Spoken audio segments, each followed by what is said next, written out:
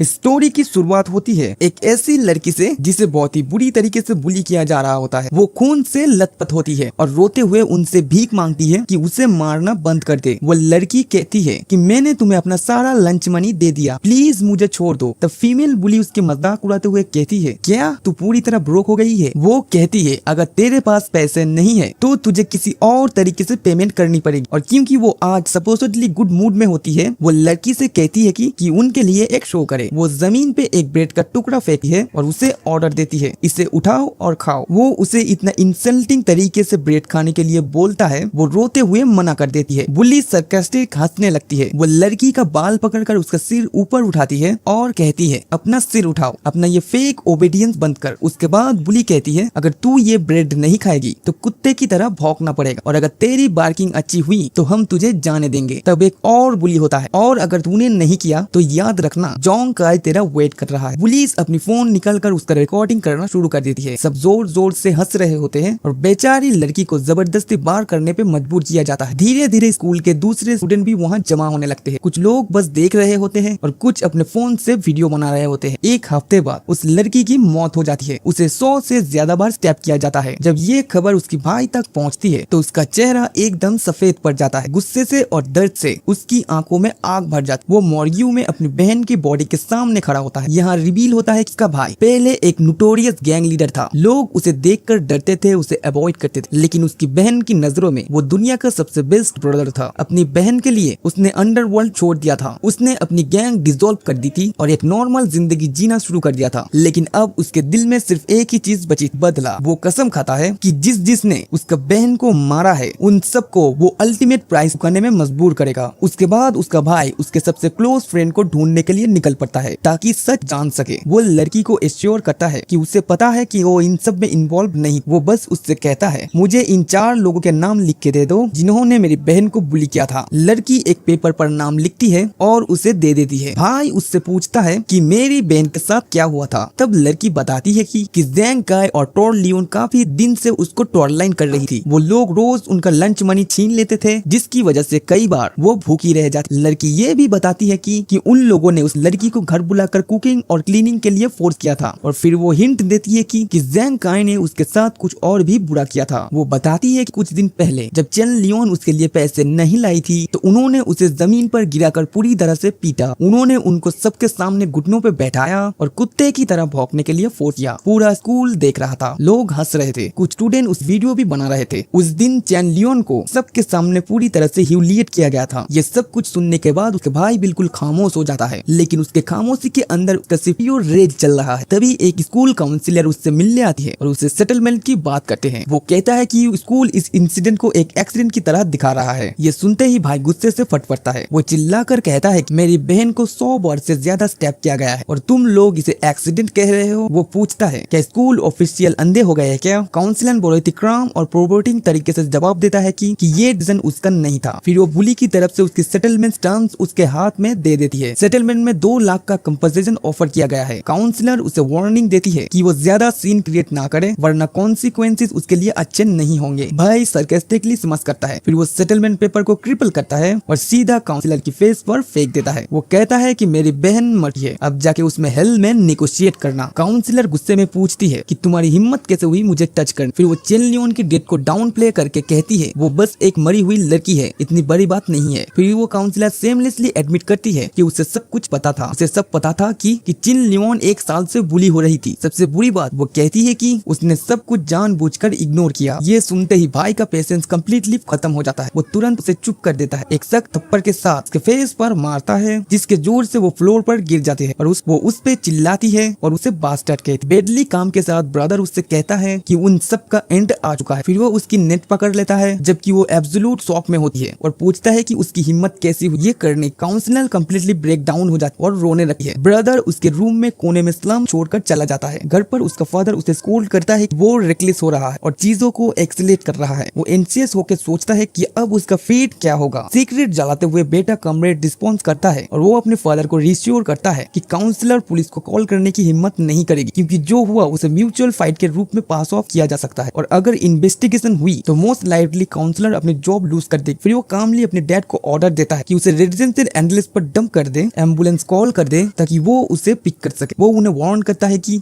Completely picture से बाहर रहे ताकि एम्बुलेंस बिल पे ना करना पड़े। नेक्स्ट मॉर्निंग उसकी मदर उसे कंफर्ट करने की कोशिश करती है। वो उससे कहती है कि पास को भूल जाओ। रोते हुए वो ऐड करती है कि जो जिंदा उन्हें वो अपनी लाइफ में मूव ऑन करना पड़ता है। सडनली उसकी लेट सिस्टर की फोन में एक टेक्स्ट आता है। मैसेज एक ग्रुप चैट से होता है जिसका नाम है चैनल नी है नो सीक्रेट। टेक्स्ट देखते ही ब्रदर का एक्सप्रेशन कम्प्लीटली चेंज हो जाता है। वो डिस्कवर करते हैं कि मैसेजेस में वीडियोस जो उसकी सिस्टर के साथ बुलिंग और अब्यूसेस डॉक्यूमेंट कर रहे होते। वीडियो में मेन बुली जैंग काई अपीयर होता है और उसके लुक्स के बारे में सेमलेसली कहता है। फिर इविल स्माइल के साथ कहता है कि फाइनली उसकी टर्न आ गई है। लड़की उसे स्टॉप करने की भीख मांगती है लेकिन वो क्लोज आता है और कहता है कि भागना। फिर वो उसे हक देने के लिए इनवाइट करता है। इधर सीन में हम देखते हैं कि भाई अपनी फिंगरप्रिंट को पूरी तरह से जला देता है ताकि कोई भी एविडेंस ना बचे और उसकी अपकमिंग क्राइम से कोई कमेंट ना करे। उसकी आंखों में रूथलेस रिवेंज का लुक होता है। वो एक लग्जरी नाइट क्लब जाता है जहाँ उसके टारगेट में से एक चिल कर रहा होता है। अपनी आइडेंटिटी हाइड करने के लिए वो मास्क पहनता है। फिर वो एक शार्प नाइफ निकालता है वेटर की डिस्गाइज। वो क्लब के अंदर स्लिप्स हो जाता है। एक रूप में से पुलिस में से एक बोंग चिंग सेवरल वुमन के साथ अपना टाइम एंजॉय कर रहा होता है और वो रूम में एंट्री करता है। वो अंदर स्टेप करता है। बोंग चिंग उस पे चिल्लाता है और पूछता है कि ड्रिंक किसने ऑर्डर की।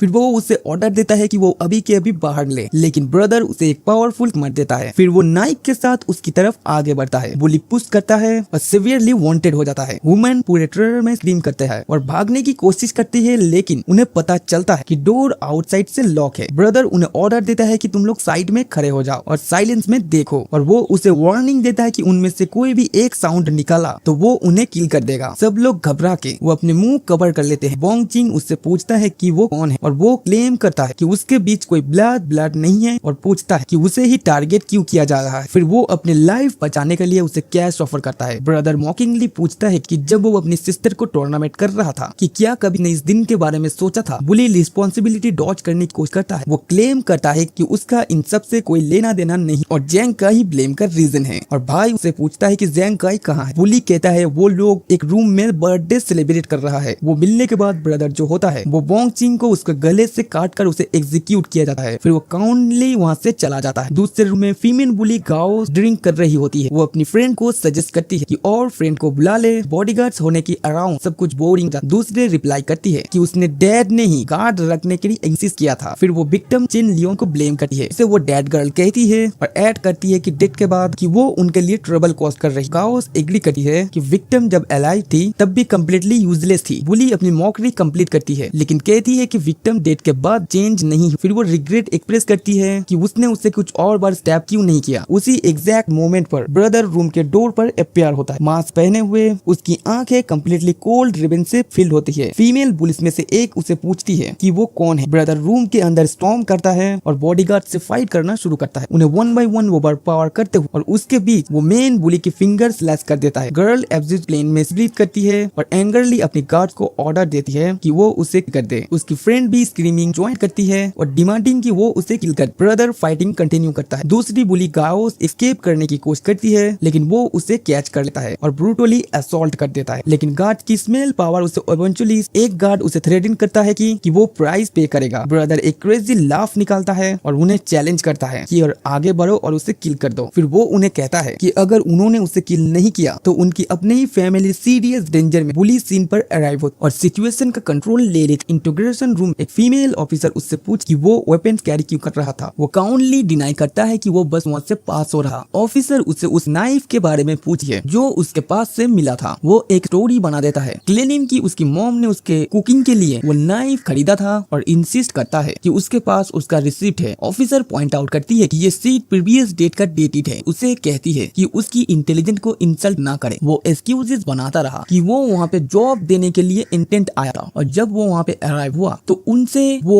उसके सिस्टर के बारे में बैड थिंक किया, इसलिए वो बस कंट्रोल लूज कर गया। एक और ऑफिसर अंदर आता है और उसे कहता है कि उन्हें उसकी ट्रेजेडी के बारे में पता है लेकिन वो क्राइम को जस्टिफाई नहीं कर। वो इन्फॉर्म करता है कि उसने उस लड़की का 2 फिंगर को काट दिया था और ये चार्ज माइनर इंजरी कंसीडर होता है। ब्रदर मॉकिंगली पूछता है कि क्या वो एब्सोल्युटली श्योर है कि वो ही गाय है। वो कहता है क्या कोई एक्चुअल एविडेंस है जैसे सीसीटीवी फुटेज या फिर फिंगरप्रिंट। एविडेंस की कमी की वजह से पुलिस फोर्स हो जाती है उसे छोड़ने के लिए। बाहर निकलते टाइम उसका फादर उसे कन्फ्रंट करता है और स्कोल्ड करता है। वो कहता है कि उसने ये मैटर उसके मदर और फादर के ऊपर क्यों नहीं छोड़ा। वो कहता है कि मैंने आप लोगों को इंसिस्टेड के बारे बारे में पूछा भी था और कोल्डली रिस्पॉन्स करता है कि अब उसे कौन सी क्योर नहीं है और अब डैड से कहता है कि इस मैटर से स्टे आउट करे। आउटसाइड बुली गर्ल और उसका डैड वेट कर रहे हैं। वो अपने डैड को बताती है कि यही वो पर्सन है जिसने उस पर अटैक किया और उसकी फिंगर ब्रेक की। उसका फादर एक मैसिव और पावरफुल मैन एक्सेप्ट करता है और ब्रदर की डैड को थ्रेट करता है। फादर उनसे रीजन करने की करता है, अपने सन को प्रोटेक्ट करने के लिए स्टैंड लेता है। वो आदमी को वोंग होंग ली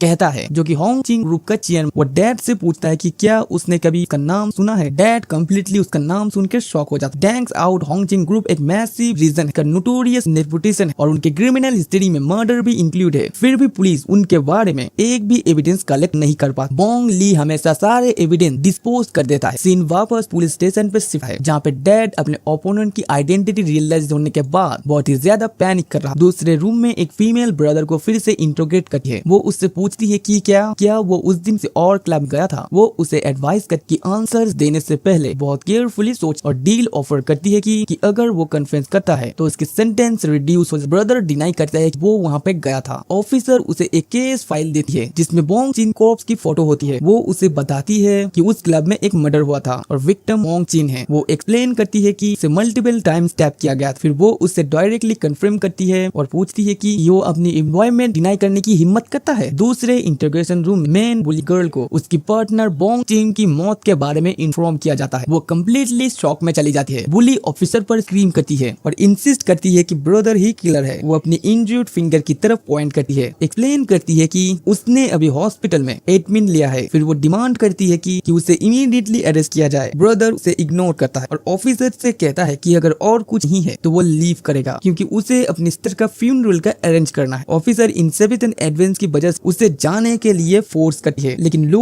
उसे रिमाइंड करती है कि इन्वेस्टिगेशन के टाइम तुम्हें आना पड़ेगा। बुली फेयर्स की वजह से कोलैब हो जाती है। वो कम्प्लीटली कन्विंस होती है कि ब्रदर एग्जिस्टेंस। वो अपने डैड से कहती है कि अगर गार्ड्स नहीं होते तो वो अब तक मर चुकी होती। उसका फादर उसे स्कोल्ड करता है और सेटअप करने का ऑर्डर। वो रिमाइंड करता है कि ये मैच उसने अपने खुद पर लाया है। वो ऐड करता है कि उसने उसे रिपीटेडली कॉन्सिक्वेंसेस के बारे में वार्न किया था लेकिन उसने ही नहीं सुना। फादर उसकी पढ़ाई की बैकग्राउंड के बारे में जानने की कोशिश करता है। उसे फील होता है कि चीजें उतना सिंपल नहीं है जितनी दिख रही है। अपने डॉटर को केयरफुल रहने की एडवाइस देते हुए वो ब्रदर की बैकग्राउंड के बारे में पूछता है। उसका असिस्टेंट बताता है ब्रदर का कोई इन्फ्लुएंसेस बैकग्राउंड नहीं है लेकिन उसका पास्ट बिजारी है। उसने अपने हाई स्कूल ईयर्स एक दूसरे प्रोविंस में इंटरेस्ट किए थे और उस एंटायर टाइम के दौरान वो कभी भी वापस नहीं आया। जिस इंस्टीट्यूट में वो था वहाँ ब्रूटल सिस्टम था और टेरेबल रेप्यूटेशन। वहाँ नॉन स्टॉप वायलेंस थी लेकिन सिर्फ 3 मंथ में ब्रदर ने वहाँ पे सारे स्टूडेंट का रूल करना शुरू कर दिया। फिर उसने एक और साल सराउंडेड एरिया में सारे और बुलिस को सबड्यूस करने में यूज किया। उसने massive amount of trouble use किया। उसके पीछे सेविल इंजुरी विक्टिम की ट्रेल रह गई इवन दो सबको पता था कि ये किसने किया है। पुलिस कभी भी उसके बारे में कोई एविडेंस कलेक्ट नहीं कर पाती। फादर विजन की ग्रेविटी रियलाइज करता है। वो समझ जाता है कि उसका ओपोनेंट कोई ऑर्डिनरी गाय नहीं है। अपने होम में ब्रदर्स और पेरेंट्स के सामने नील करता है। वो अपोलोजाइज करता है। वो प्रॉमिस भी करता है कि अगर उसे भागना भी पड़े तो भी वो उनका फाइनेंशियल क्योर करेगा। उसका मदर इस बात को कंटिन्यू करने से मना करती है लेकिन वो उससे कहता है कि अब वो बैक डाउन नहीं कर सकता। वो असर्ट करता है जो उन्होंने स्टार्ट किया है तो उसको खत्म करने के बाद अपने आप को उसके हवाले कर देगा। उसका फादर उसका डिसीजन अंडरस्टैंड कर वो कहता है कि वो उसके वे में स्टैंड नहीं करे, बस वो एक गुड एंडिंग की होप करता है। फिर फादर और मदर डिसाइड करते हैं कि अपनी डॉटर की फ्यूनरल अरेंज करने के बाद कि वो सिटी लीव कर ताकि उन्हें कोई सन के अगेंस्ट लेवरेज के रूप में यूज ना जाए। बेटा उन्हें अंडरस्टैंडिंग के लिए शुक्रिया अदा करता है। अगला फीमेल ऑफिसर से फिर मिल और उससे बात करने की कोशिश करती है। वो कोडली पूछता है वो क्या बात करना चाहती। वो कहते हैं कि वो उससे सिर्फ 3 साल बड़ी है और उसे लगता है कि उनमें काफी कुछ कॉमन। उसकी सिस्टर की ट्रेजेडी के साथ थाइस करते हुए वो एडमिट करती है कि वो खुद गर्लफ्रेंड को कैच करना चाहती लेकिन वो फिसाइज करती है कि लॉ को रिस्पेक्ट करना एब्सोल्यूट जरूर। डाई एंगर में करता है। वो उसके फेस पर स्क्रीम करता है सिस्टर डेड है। वो क्वेश्चन करता है कि लॉ का पॉइंट क्या है। अगर वो सिर्फ क्रिमिनल्स को प्रोटेक्ट करते हैं वो उसे कहता है कि वो सिर्फ उठकर ये नॉनसेंस देने आई है तो उसे लीव कर देना चाहिए। वो उसे काउंट डाउन करने की कोशिश करती। वो पूछता है कि उसने फाइनेंशियल कंपनसेशन एक्सेप्ट क्यों नहीं किया। वो बताती है कि जोंग काइगो फैमिली ने 2 मिलियन ऑफर किया है। वो वार्न करती है कि अगर वो एक्सेलेट करता है तो एंड में उसके पास कुछ भी नहीं बचेगा। वो सजेस्ट करती है कि वो मनी उसके पेरेंट्स का ख्याल रखने के लिए यूज करे। ब्रदर्स मर्द के साथ का ऑफर रिजेक्ट करता है और वॉक अवे कर जाता है। ऑफिसर कंप्लीटली वहाँ से पजल लीव कर। मीनवाइल बुली की प्रेजेंट गैदर होती जैंग जॉनसन जैंग काई का फादर अब सरप्राइज एक्सप्रेस करता है कि उस लड़की के भाई ने पैसे रिजेक्ट कर। वो वंडर करता है क्या 2 मिलियन उसे टेम्प्ट अटेंड करने के लिए इनफ नहीं था। फन लॉन्ग फॉन्ग का फादर एंगरली रिप्लाई करता है कि अगर वो मनी नहीं चाहता कि वो वेट करे और देख कि एंड में कौन करता है। वो सजेस्ट करता है कि उस मनी को ब्राइब्स के लिए यूज किया जाए और देखा जाए कि चीजें कैसे निकल के आती। जैंग जॉनसन एक्सप्लेन करता है कि प्रॉब्लम मनी नहीं है, प्रॉब्लम ये है कि भाई खून के पीछे है और वो उनके बच्चों को मारना चाहता है। वंडर करता है कि अब उनके पास क्या ऑप्शन बचता है। फिर वो सिचुएशन का मजाक बना। वो ब्रदर्स को बस एक रेकलेस यंग पंक समझता है। वो सबको एश्योर करता है कि उसने ऑलरेडी बॉडीगार्ड्स और प्रोफेशनल हिटमैन हायर कर लिए हैं और वो बस उनके सिग्नल्स का वेट कर रहे हैं ताकि ब्रदर को खत्म किया जाए। पेरेंट्स वो लैंग करने के लिए मनी ट्रांसफर कर जैंग जोंगसैंग ऑपरेशन की रिस्पॉन्सिबिलिटी फैंग लॉन्ग को देते। वो कहता है कि अब वो गुड न्यूज का करेक्ट। ब्रदर वो बस घर जाता है और अपनी सिस्टर की फोटो पकड़ता है। उस आंखों में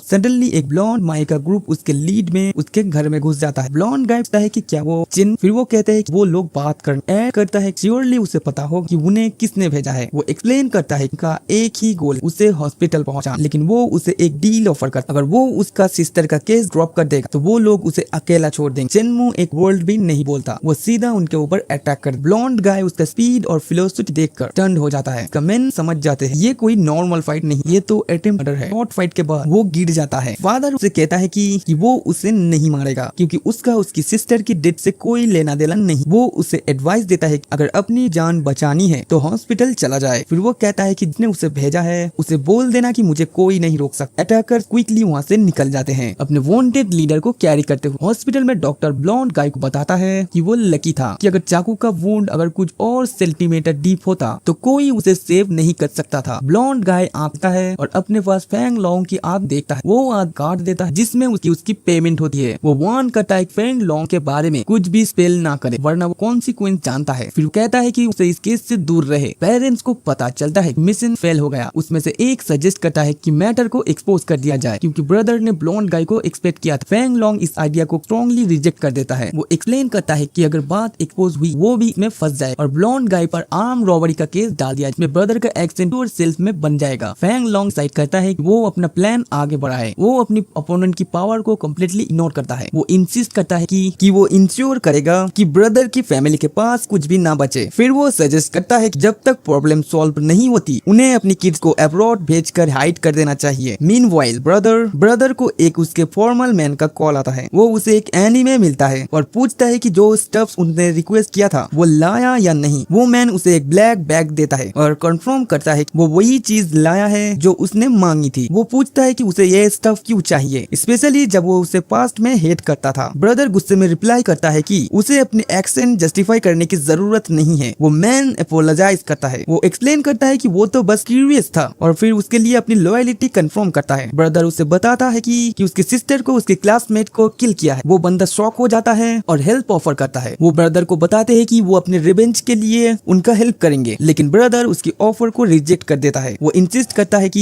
ये काम वो खुद करेगा। चेनमू उससे ब्लैक बैग ले लेता है। फिर उन्हें ऑर्डर देता है कि इस मैटर में इंटरफेयर ना करे और अपने काम से काम रखे। उसके बाद ब्रदर होंग चिंग ग्रुप जाता है। वहाँ बाथरूम में दो चेयरमैन को होंग ली की डॉटर क्रिएट किए ट्रबल के बारे में बात करने में सुनता है। उसमें से एक कहता है कि उसके साथ जो भी हुआ वो डिजर्व करती है। ब्रदर उन्हें अचानक से अटैक करता है। वो एम्प्लॉय को अनकॉन्शियस कर देता है। फिर उसकी की कार्ड ले लेता है और मास्क पहन लेता है। वो स्टोलन कार्ड का यूज करके कंपनी बिल्डिंग में एंट्री करता है और सिक्योरिटी बाईपास कर लेता है। वो सीक्रेटली वोंग होंग ली के ऑफिस में जाता है और उस ब्लैक बैग में इलीगल कॉन्ट्रैक्ट होता है उसका डेस्क और ड्रॉअर में प्लान कर देता है। ब्रदर पब्लिक फोन बूथ पे वेट करता है। फिर वो वोंग होंग ली को कॉल करता है और कहता है कि उसके डेस्क के थर्ड ड्रॉअर में एक गिफ्ट है। वोंग होंग ली पूछता है कि क्या वो चेनमू है। फिर वो फोन कट कर देता है और गुस्से में स्क्रीम करता है। वो ब्रदर को बस एक पंख समझता है जिसमें वो डरने वाला नहीं है। वोंग होंग ली डोर ओपन करता है लेकिन अंदर ड्रग से भरा बैग देखकर वो शॉक और पैनिक में चला जाता है। वो तुरंत बाग की तरफ जाने की कोशिश करता है ताकि एविडेंस फ्लश कर सके, लेकिन उसके पहुंचने के पहले ही पुलिस उसके ऑफिस पे रेड कर देती है। पुलिस उसे रेड हैंडेड पकड़ लेती है। ऑफिसर कंफर्म करता है कि वो ड्रग्स के बीच में पकड़ा गया है और उसे राइट तो रिमेन साइलेंट बताता है। उसके बाद ब्रदर एक लेटर की गैंग से मिलता है जो कि गैंग विंग होंग चुंग की टॉप क्रिएटिव होता है जो कि ओंग होंग ली को हटाकर उस जगह लेना चाहता है। ब्रदर पूछता है कि कस्टडी में वोंग होंग ली का स्टेटस क्या है। गैंग हुई बताता है कि वो बहुत स्मार्ट और कुछ भी कॉन्फ्रेंस करने से रिफ कर रहा है और अपने लॉयर का वेट कर रहा है। ब्रदर डिमांड करता है कि वो उनका प्लान फास्ट करे। वो स्ट्रेस करता है कि कल तक रिजल्ट देखने हैं। गैंग हुई एग्री करता है, वो ब्रदर की ब्रिलियंस प्रेस करता है और फ्यूचर में और ज्यादा कोलैबोरेशन सजेस्ट करता है, लेकिन चिन्मू उसे डिस्डेन के साथ जवाब देता है। वो कहता है कि गैंग हुई उसके लेवल पर नहीं। गैंग हुई उसके ब्रदर के लिए एक एनवेलप छोड़ता है, उसके वैंग विंग वांग के हाइडआउट का एड्रेस और फोन नंबर। चिन्मू पेपर पढ़ने के बाद उसे जला देता है। फिर वो अपनी मोटरसाइकिल पर बैठता है और एक लग्जरी विला की तरफ निकल जाता है। वो वॉल किल करता है। उसका गोल होता है वोंग विंग होंग की स्पॉइल लाइफ का एंड करना। अपने रूम में वोंग विंग होंग लुक होने पर टूर्नामेंट कर रही होती है। वो विक्टिम चेंग लियोन को फोकस करती है क्योंकि उसकी वजह से ये सारा मिस हुआ। वो वॉव करती है कि चेंग लियोन की ब्रदर से स्लो रिवेंज लेगी। वो अपने गार्ड से डिमांड करती है कि उसे बाहर जाने दे, लेकिन गार्ड्स रिफ्यूज कर देते हैं। वो उसे याद दिलाते हैं कि उसके डैड के ऑर्डर से वो पूरे 1 महीने तक ग्राउंडेड रही। हाफ एन आवर लेटर चेनमुन विला के पार्ट में एक हायर लगा देता है कि गार्ड डिस्ट्रैक्ट हो जाए। वोंग विंग वोंग स्कीम करते हैं कि फायर लग गई। गार्ड फायर बुझाने के लिए रश करते हैं। वोंग विंग वोंग को